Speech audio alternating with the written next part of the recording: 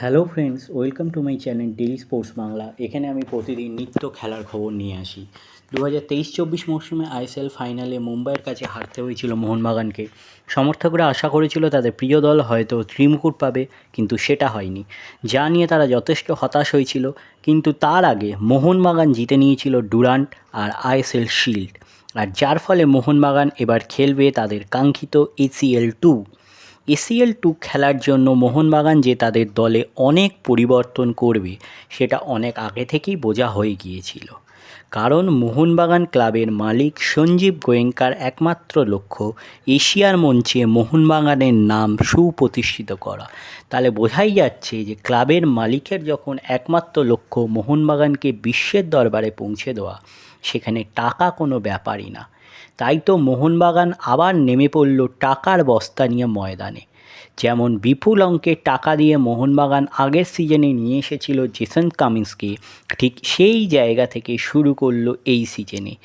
22 কোটি টাকা 5 বছরের লোভনীয় চুক্তিতে তারা সই করালো ভারত তথা মুম্বাই সিটি এফসির অটোমেটিক চয়েস মিডফিল্ডার আপুইয়াকে। আবার ময়দানে নাকি এটাও গুঞ্জন যে মোহনবাগানের রেকর্ড নাকি মোহনবাগান নিজেই ভাঙে।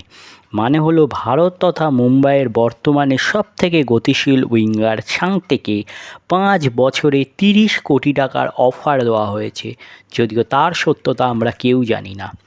এবার আসি এবছর বিদেশি দল গঠন নিয়ে। আগেই জানা ছিল মোহনবাগানের নয়নের মণি দিমিত্রি পেত্রাতস থাকছেন, সাথে অজি বিশ্বকাপার জেসন কামিন্স থাকছেন। কিন্তু আরমান্দো সাদিকোকে নিয়ে ক্লাবের মধ্যে সংশয় রয়েছে, তাকে রাখা হবে না ছাড়া হবে। অন্যদিকে অস্ট্রেলিয়া লিগের টপ স্কোরার জিমি ম্যাকলারেনের সাথে কথা প্রায় চূড়ান্ত। একটা সূত্র মারফত জানা যাচ্ছে জিমির সাথে ক্লাবের সই সাবুত হয়ে গেছে। মেডিকেল পাশের পর তার চুক্তির খবর আনুষ্ঠানিক করবে মোহনবাগান। অন্যদিকে নতুন কোচ হোসে মলিনার কথা মতো এক স্প্যানিশ মিডফিল্ডারের সাথে কথা চালাচ্ছে মোহনবাগান। তিনি হলেন জাভি মার্টিনেজ। এছাড়াও নাম শোনা যাচ্ছে এবছর ইউরো খেলার জর্জিয়ান ডিফেন্ডার সলোমন রক্রিভিলিয়ার নাম। আর এবার নতুন সংযোজন ব্রিটিশ ডিফেন্ডার ড্যানি বাথের নাম। এসব এখন গুঞ্জন, এবার দেখার ম্যানেজমেন্ট কাকে ফাইনাল করে। আর একটা সূত্র মারফত আমরা যে খবরগুলো পাচ্ছি, মোহনবাগানের বিদেশি অলমোস্ট সেট হয়ে গেছে। তার মধ্যে সবার প্রথমে রয়েছেন দিমি পেত্রাতস, যিনি প্রথম থেকেই ছিলেন, যিনি মোহনবাগানের নয়নের মণি। এছাড়া রয়েছেন আগের বছরের বিপুল অঙ্কে সাইন করানো অজি বিশ্বকাপার জেসন কামিন্স।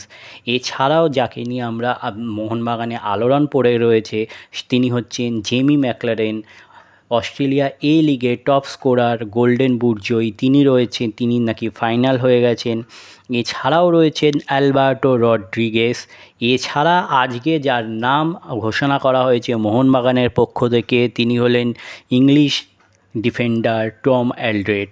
তাহলে এই হলো আজকে আমার ভিডিও। তাহলে আবার বলছি, আমার চ্যানেল যদি আপনাদের ভালো লেগে থাকে অবশ্যই আমার চ্যানেলটিকে সাবস্ক্রাইব করে নিন, পাশে রাখা বেল আইকনটিকে ক্লিক করে দিন, যাতে সবার প্রথমে আপনারা আমার ভিডিও দেখতে পান।